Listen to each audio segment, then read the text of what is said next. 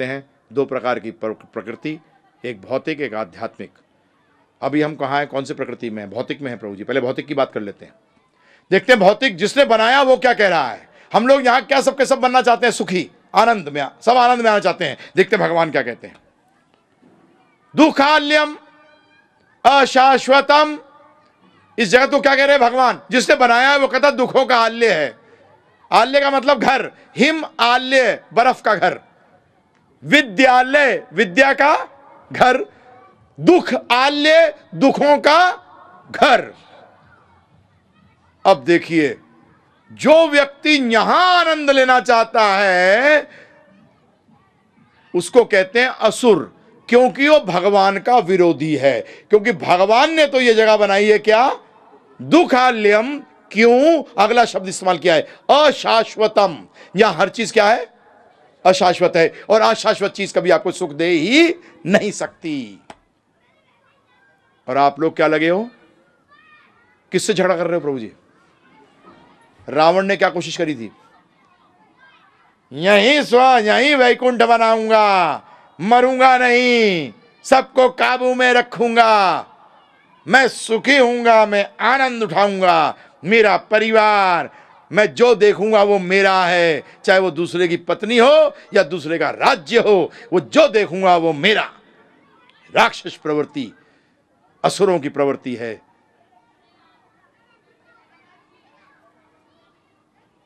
प्रभु जी मैं नहीं कह रहा, भगवत गीता कह रही है दुख आल्यम अशाश्वतम। अगला अनित्यम असुखम लोकम। भगवान ने कहा बदमाश है ये, मैंने दुखाल्य कह देगा तो भी बोलेंगे कहीं से सुख निकाल लूंगा जी। तो वर्ड क्या यूज किया नेक्स्ट, असुखम, या सुख नहीं है। यही मैंने पहले दिन क्या कहा था, दुख की कमी को आप क्या समझ रहे हो, सुख समझ रहे हो। ध्यान करिए, वापस जाइए पहले दिन, यहां सुख की कमी नहीं, सुख नहीं मिला, दुख की कमी हुई है, उसको आप क्या समझ रहे हो? जैसे कि बड़ी गर्मी लग रही है और इनकम टैक्स की टेंशन है, जैसे ही ऑफिस में घुसे एयर कंडीशन, हाँ मजा आ गया, तो दूसरा आदमी सोचेगा इनकम टैक्स की प्रॉब्लम सॉल्व हो गया इसका। अरे नहीं यार, अब तो आ गया, ये ठंड तो कम हो गई, परंतु वो तो अभी भी याद मत दिला। क्या कर, ठंडे की कुछ मजा लेने दे। क्या मजा ले रहा है, दुखों की कमी है ना प्रभु जी। तभी भगवान ने क्या कहा, अब देखिए प्रभु जी, असुखम अनित्यम लोकम।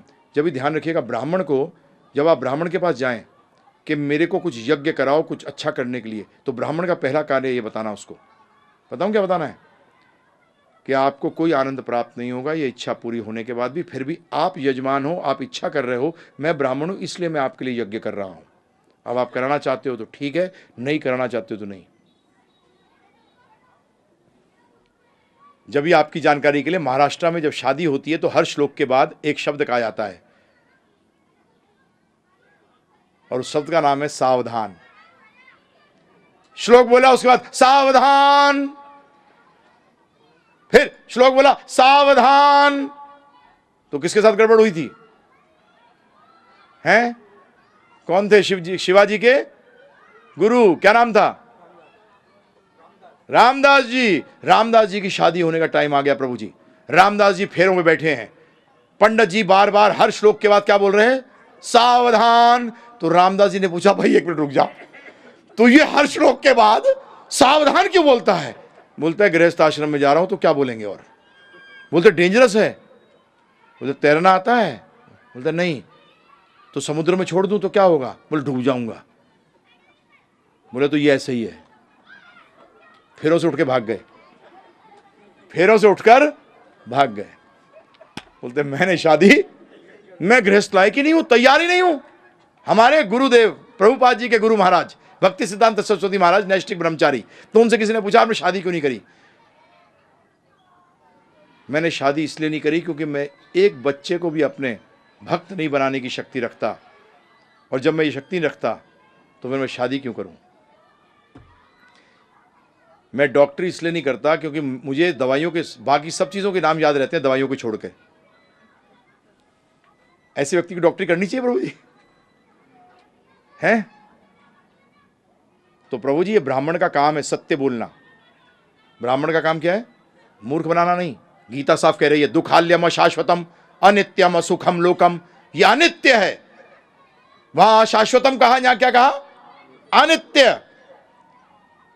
और क्या कहा? असुखम लोकम। ये अब आप करिए प्रभु जी कोशिश। मेरा काम था सत्य आपको बताना।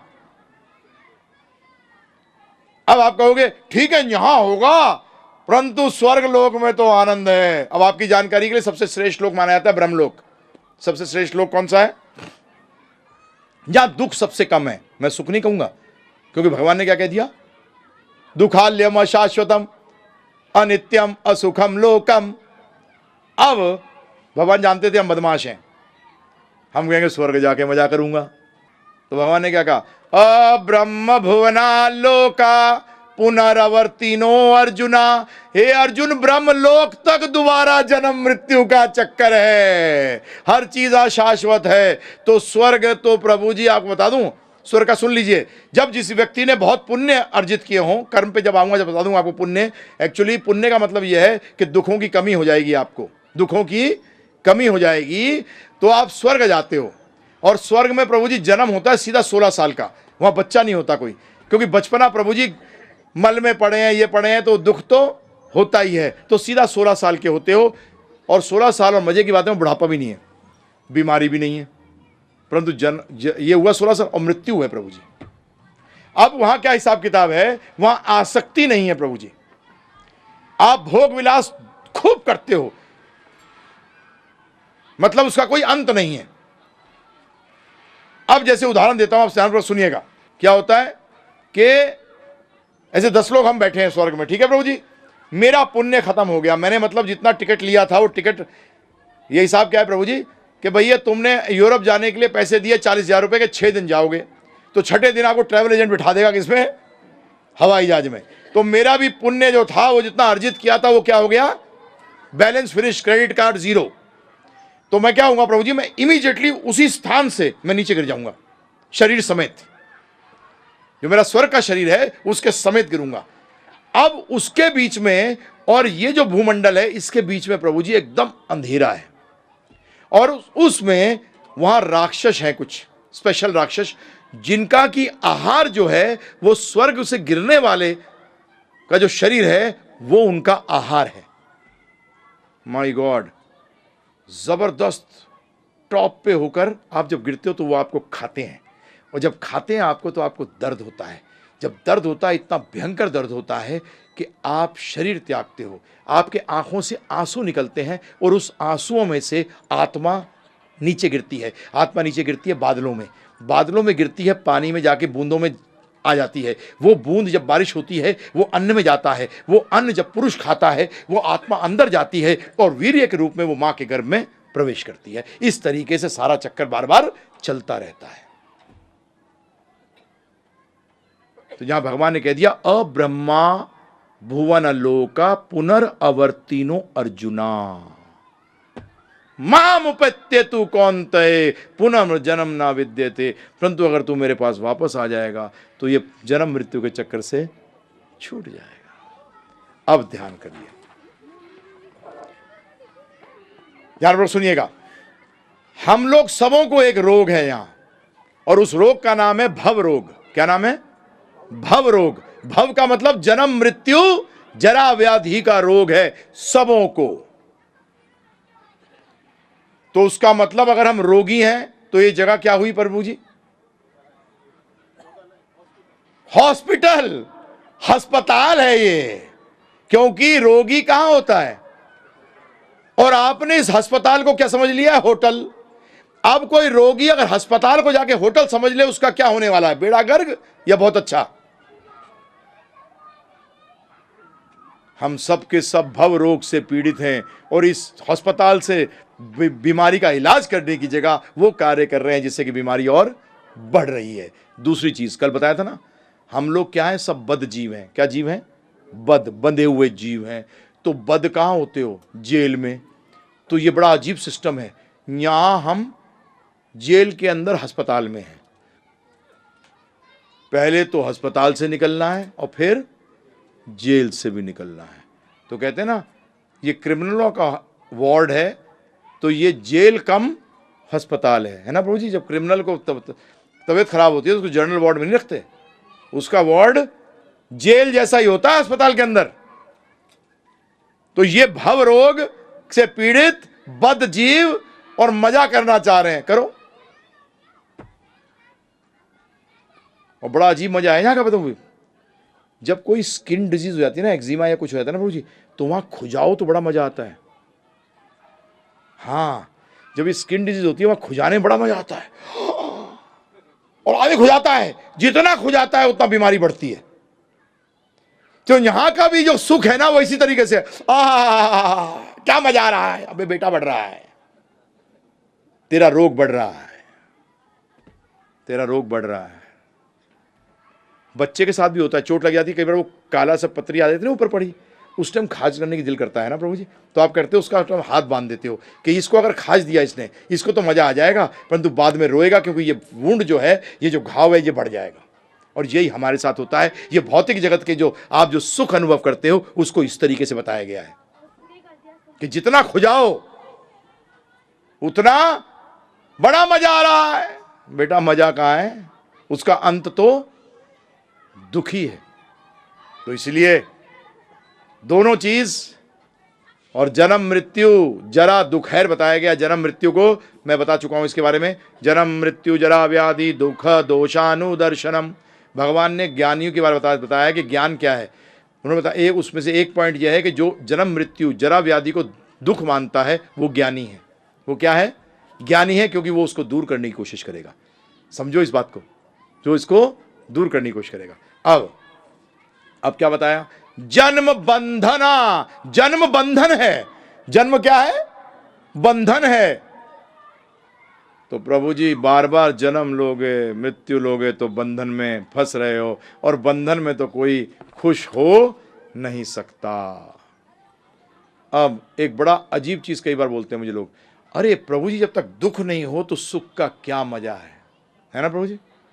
तो प्रभुपाद जी बड़ा जबरदस्त उदाहरण देते थे, पहले अंग्रेजी बताऊंगा फिर हिंदी बोलूंगा।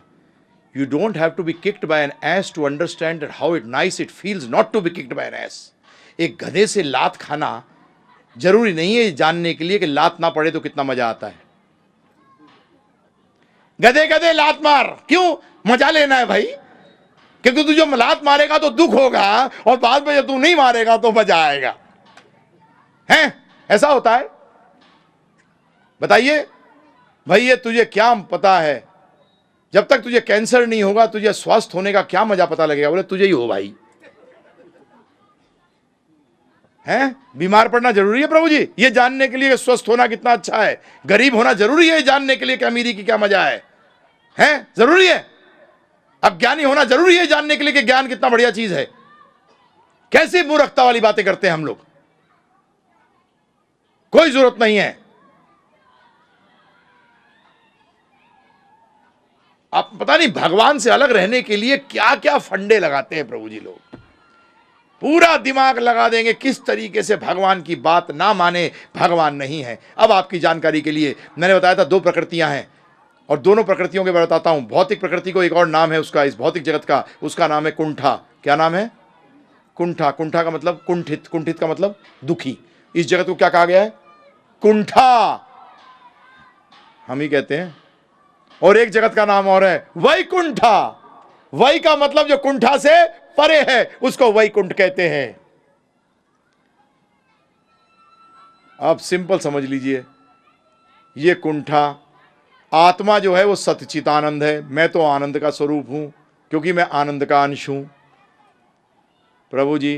तो बताइए सच्चिदानंद वाला व्यक्ति कहां फंसा हुआ है, असत अचित निरानंद में। क्या ये मेरा घर है, हैं? हमारी बताऊं क्या हालत है, मछली को पानी से निकाला आपने, हे मछली रानी, वो मछली बोलो क्या बोलते, जल्दी बोलो, पानी में डालो वापस। नहीं नहीं, तेरे लिए 1000 कमरों का मैंने एक महल बनाया है, उसमें हजारों नौकर हैं, उसमें रोज तुझे हजारों डिश मिलेंगी, एयर कंडीशनड है टोटली। मछली क्या कहेगी, यार पानी में डाल दे वापस, हम भी प्रभु जी तड़प रहे हैं। जैसे देखा ना, मछली को आप निकाल के अगर आप जमीन में डाल देते ना तो वो तड़पती है, उछलती है, कूदती है। क्यों कूदती है, उछलती है? क्योंकि वो पानी ढूंढ रही है। हम लोग भी जन्म जन्मांतर ये कर लूंगा तो उससे कुछ खुशी मिल जाएगी, ये कर लूंगा तो आनंद मिल जाएगा, इतना पैसा आ जाएगा तो आनंद मिल जाएगा, अरे इस घर में शादी हो जाएगी तो आनंद मिल जाएगा, ऐसा बड़ा नाम वाला बन जाऊंगा तो आनंद मिल जाएगा। छटपटा रहे हैं बचपन से लेके अंत तक, फिर एक दिन छटपटाते छटपटाते चले गए, फिर अगला जन्म लिया, फिर छटपटा रहे हैं। हकीकत में ढूंढ क्या रहे हैं? अपना घर, अपना स्थान। ये हमारा घर नहीं है, ये जेल है, ये अस्पताल है, और अस्पताल और जेल तो कभी किसी का घर हो नहीं सकता। हमें वापस जाना है। उस जगह को वैकुंठ कहा है। और आप पूछो गीता में है क्या? हां, चलिए बात करते हैं। भगवान ने पहले बताया दुखाल्यम, और फिर बताते हैं परस्तस्मात् तु भावो अन्यो व्यक्तो अव्यक्त सनातनः या स सर्वेषु भूतेषु नस्तस्य न विनश्यति। इसके अतिरिक्त एक अन्य अव्यक्त प्रकृति है जो अभी हमें व्यक्त नहीं है, जो शाश्वत है और इस व्यक्त तथा अव्यक्त पदार्थ से परे है। यहां का दो पदार्थ है, यहां व्यक्त और अव्यक्त। आपका हवा व्यक्त है क्या अव्यक्त है? अव्यक्त है। तो यहां दो प्रकार के पदार्थ हैं, व्यक्त और अव्यक्त। मन क्या है? व्यक्त है, अव्यक्त? अव्यक्त। शरीर व्यक्त। तो इन दोनों प्रकार के चीजों से परे है, वो शाश्वत है। और ये जगह क्या है? अशाश्वतम।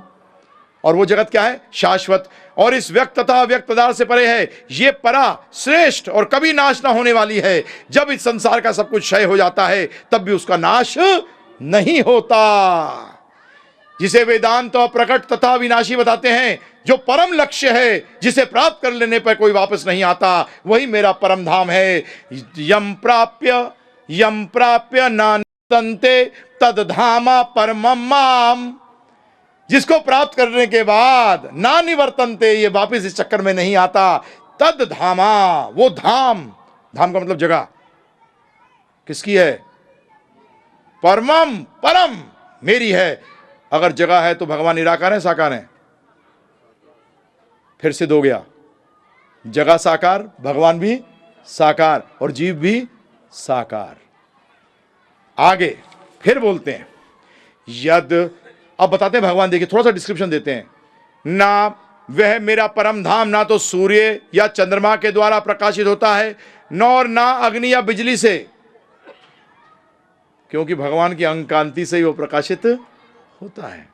जो लोग वहां पहुंच जाते हैं वो इस भौतिक जगत में फिर से लौटकर नहीं आते। यद गत्वा ना निवर्तन्ते तद धामा परमम माम। यद गत्वा, जो वहां चला गया, ना निवर्तन्ते, इस भौतिक जगत में दोबारा नहीं आता, तद धामा परमम माम, वो परम धाम किसका है? मेरा है। तो हमारा लक्ष्य क्या है प्रभु जी? अपने घर वापस जाना। मैं कहीं और नहीं ले जा रहा आपको। कमाल है, किसी को आप घर जाने का रास्ता बताओ और वो कहे यार पागल है ये तो। और हमारी हालत बताऊं क्या है? अब आता हूं दान पे, सुन लो। इसके बाद सबसे श्रेष्ठ दान बताया गया विद्या दान को, अविद्या के नहीं। मैं बता चुका हूं आपको, भौतिक जगत का ज्ञान अविद्या बताया गया शास्त्रों में। क्योंकि क्या बताया था डेफिनेशन? अविद्या मृतस्य च। अविद्या वो ज्ञान है जो बार बार जन्म मृत्यु का चक्कर दिलाए, और विद्या अमृतस्य च, विद्या वो है जो जन्म मृत्यु के चक्कर से निकाल दे, मतलब अस्थाई से निकाल दे, वो उसको विद्या बताया गया है। अब ध्यानपूर्वक सुनिएगा। आपने एक लड़के को देखा जो रिलायंस के अंबानी का लड़का, अब आपको चांस मिला जाने का, कहां? सोमालिया। आप कहां गए प्रभु जी? सोमालिया गए। अब सोमालिया में आपने देखा उसी लड़के को सड़क पे क्या कर रहा है? रोटी के लिए भीख मांग रहा है। प्रॉब्लम ये हो गई कि ये वहां गया था किसी काम से, और इसको क्या हुआ, कोई टक्कर वक्कर हो गई, एमनीशिया हो गया। एमनीशिया में क्या होता है? व्यक्ति अपना पिछला जीवन भूल जाता है। अब ये भूल गया प्रभु जी, परंतु आपने इसको पहचान लिया। अब बताइए, मैं आपको दो सिचुएशन बताऊंगा, उसमें कौन सी श्रेष्ठ है? आपने कहा अरे अंबानी का आ जा, तुझे खाना खिलाता हूं, खाना खिला के छोड़ के चले जाते हो। दूसरा सिचुएशन, आपके जेब में भी कोई खास पैसा नहीं है, आप कहते हैं यार तेरे पिता जो हैं इतने अमीर हैं, तुझे ये रोटी का दाना पानी के लिए रोटा नहीं, चल चल मेरे साथ, मैं तुझे कैसी तरीके से तेरे पिता के पास पहुंचाता हूं। कौन सी चीज श्रेष्ठ है, पहला या दूसरा? कुछ ही बोल रहे हैं। जरा जोर से सभी बोलिए ना। दूसरा, हाँ, आज बाकी लोग जो ये दान पुण्य कर रहे हैं ये पहले वाले हैं। अब ये खा पी ले, डॉक्टरी का इलाज करा ले, कंबल ले ले, परंतु यहीं पड़ा रहे। परंतु भक्त क्या बता रहा है कि यार ये तेरी भी यही हालत है, मेरी भी यही है। हाँ, चाहे पैसे वाला हूं, टेंशन में तो मैं भी दुखी हूं। कई बार जब ये लोग कहते हैं मर्सिडीज में बैठे होंगे, गरीब को देखेंगे बेचारा, मैंने कहा तू भी तो बेचारा ही है, तेरे को भी टेंशन है, उसको भी टेंशन है जी, दुखी तो वो भी है और ये भी है। मेरे ख्याल से तू ज्यादा है, वो तो आराम से रात को सोता है, तू सोने को ढूंढता है कि कैसे नींद आ जाए, हैं जी। वो बिस्तर ढूंढता है सोने के लिए, आप बिस्तर के ऊपर सोना ढूंढते हो, हैं जी। वो खाना ढूंढता है भूख पूरी करने के लिए, आप भूख ढूंढते हो खाने के लिए, है ना। क्या है ये, दोनों की हालत बराबर है। तो भक्त कौन है? जिसने वो भी जान लिया, आपको भी जान लिया कि चलो क्या करते हैं, साथ चलते हैं। प्रभुपाद जी यही कहते थे, मैं वैकुंठ जा रहा हूं, मैं तुम्हें लेने आया हूं, मुझे वहां से भेजा गया है गोलक वृंदावन से कि चलो। तो आज हम आपसे यही कह रहे हैं, चलो। परंतु चलने का मतलब नहीं है कि छोड़ दो अभी जो है। क्या छोड़ दोगे? रास्ते में क्या खाएंगे नहीं? तो ये जीवन क्या है? वो ही जाने का एक रास्ता है। तो जीना तो पड़ेगा, तो खाना भी पड़ेगा, और खाने के लिए काम भी करना पड़ेगा, और काम करने के लिए कुछ ज्ञान भी अर्जित करना पड़ेगा, अविद्या को भी लेना पड़ेगा। परंतु अविद्या को क्यों ले रहे हैं? विद्या के लिए। ध्यान रखना, जी किस लिए रहे हैं? भगवत धाम जाने के लिए। आज हमारे साथ क्या है, हम मंदिर क्यों आ रहे हैं? जीने के लिए। जबकि मंदिर क्यों आना चाहिए? कि जिए असली मंदिर पहुंचने के लिए। मैंने कल बताया था ना, वैकुंठ की क्या है ये? दूतावास। मंदिर क्या है? दूतावास। अब दूतावास में क्यों जाते हो? दूतावास में आके उसको बोलते हो, भाई क्यों आया है?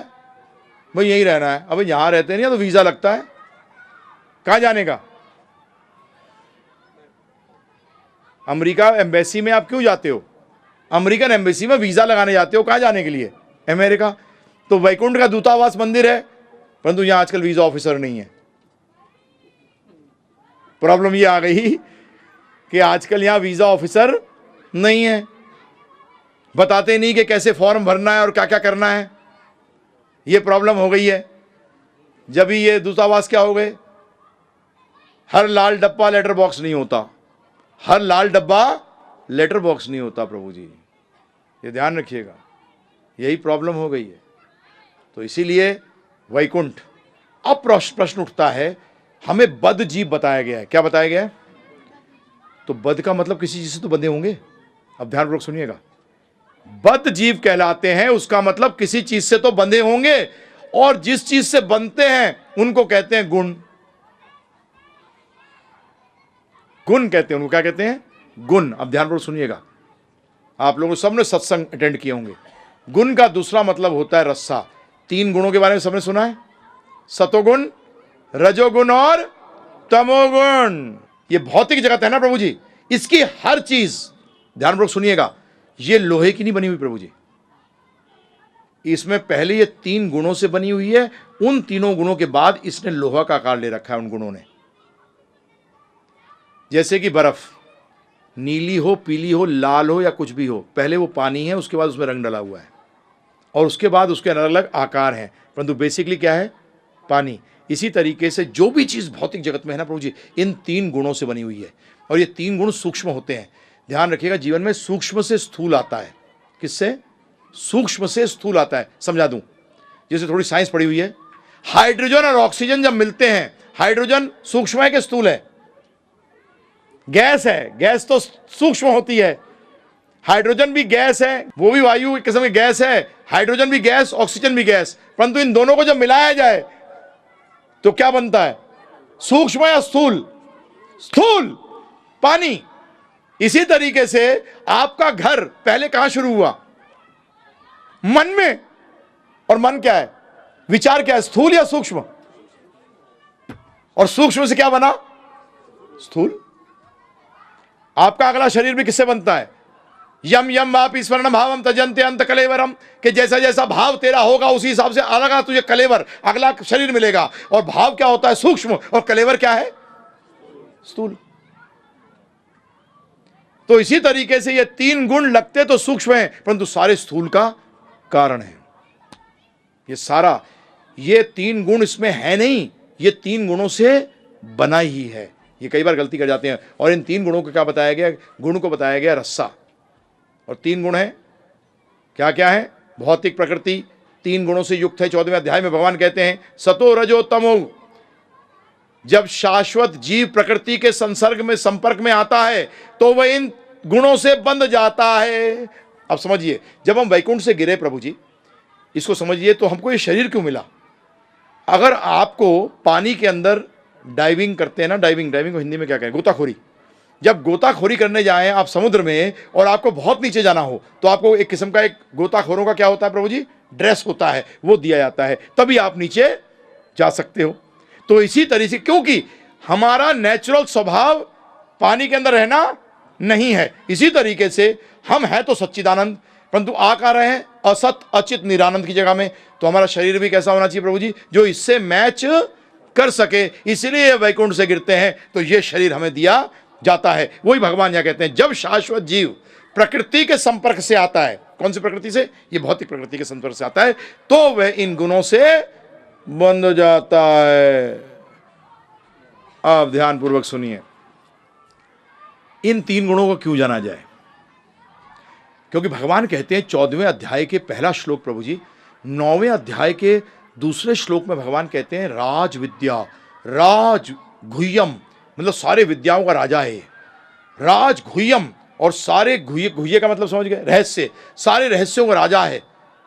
9वें अध्याय को कहा भगवान ने, परंतु 14वें अध्याय को सुनिए क्या कहते हैं। इस 14वें अध्याय का नाम है तीन गुण। ये किसके बारे में चर्चा कर रहे हैं? तीन गुण। तो भगवान क्या कहते हैं देखिए, भगवान ने कहा अब मैं तुमसे समस्त ज्ञानों में सर्वश्रेष्ठ इस परम ज्ञान को पुनः कहूंगा, जिसे जान लेने पर समस्त मुनियों ने परम सिद्धि प्राप्त की है। आप कहोगे प्रभु जी गुणों का ज्ञान जानने से क्या फायदा होगा? तो ध्यान पर बताइए मुझे एक चीज। मैं आपसे एक प्रश्न करता हूं कि मतलब हमारी हालत बहुत खराब, आप अपनी पोजीशन लीजिए, इतनी खराब कि डॉक्टर कह रहा है कि ये दवाई अगर आप खाओगे तभी बचोगे, तो मर जाओगे। अब वो दवाई क्या है? एक बहुत बड़े सेफ में है। किसमें है प्रभु जी? जिस सेफ को किसी बम से भी नहीं तोड़ा जा सकता, परंतु उसका एक ताला है जिसका कि एक कॉम्बिनेशन है, नंबर। तो बताइए दवाई प्राप्त करना जरूरी है पहले सबसे ज्यादा, या नंबर जानना? क्योंकि नंबर जान के दवाई तो मिल ही जाएगी।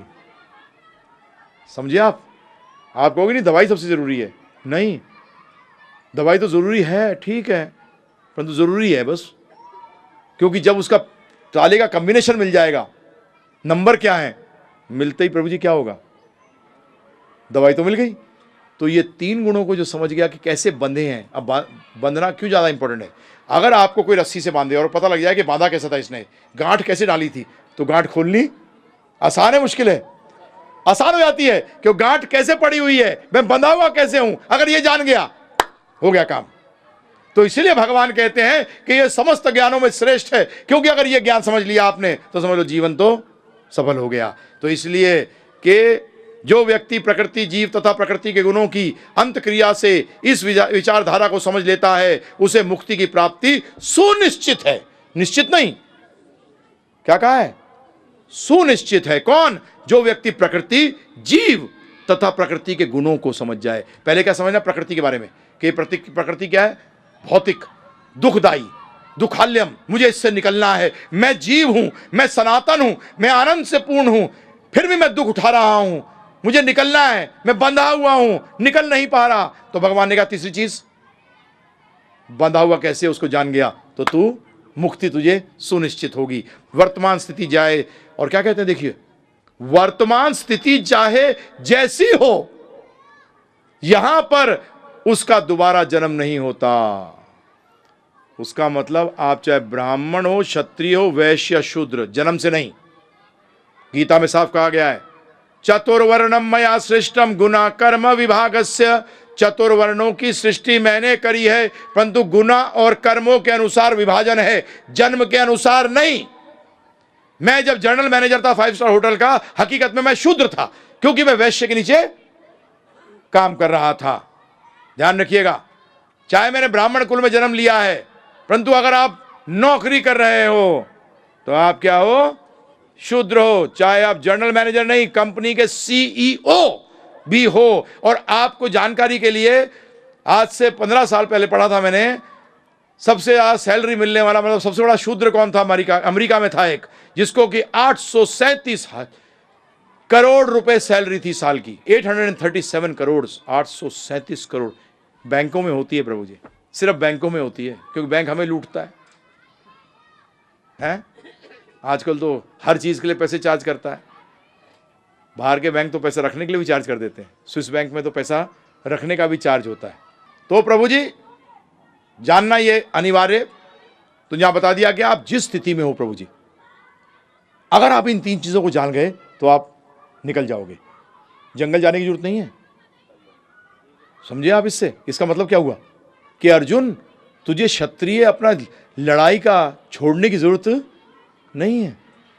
तू जिस स्थिति में है तो उस स्थिति में प्राप्त कर सकता है। आगे देखिए क्या कहते हैं, इस ज्ञान में स्थिर होकर मनुष्य मेरी जैसी दिव्य प्रकृति को प्राप्त कर सकता है। अब ध्यान सुनिएगा, इसका मतलब नहीं भगवान बन जाएगा, क्योंकि हम भगवान के अंश हैं। हमारी प्रकृति भी क्या है? दिव्य है। हमारी प्रकृति क्या है? आत्मा क्या है? दिव्य है। तो ये गुणों से अगर वो छूट जाएगा तो उसका क्या मिलेगा? उसको दिव्य प्रकृति, मतलब अपने स्वरूप को पहचान जाएगा। अब समझिए ध्यानपूर्वक, ये जो 3 गुण हैं, पहली चीज क्या करते हैं? ये बांधते हैं। क्या करते हैं प्रभु जी? बांधते हैं। फिर ये 3 गुण विभिन्नता पैदा करते हैं, वैरायटी, जिसे वैरायटी कहते हैं ना प्रभु जी। कैसे? 3 मेजर कलर क्या है? प्राइमरी कलर्स, रंग, लाल, पीला, नीला। इनको मिलाकर बाकी सारे रंग बनाए जाते हैं। सफेद कोई रंग नहीं होता।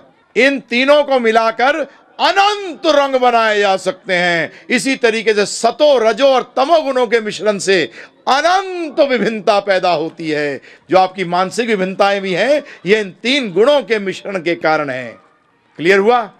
तो ये विभिन्नता पैदा करती हैं और बांधती हैं। और दूसरा क्या है? ये सर्वव्यापक है। कोई जगह ऐसी नहीं है जहां ये नहीं है। करती क्या है? ये भ्रमित करती हैं, ये भुला देती हैं हम कौन हैं। बांधेंगी कैसे हमें? जब हम भूल जाएंगे। हमारा रोग ही क्या है? कि हम भूल गए कि मैं कौन हूं। आगे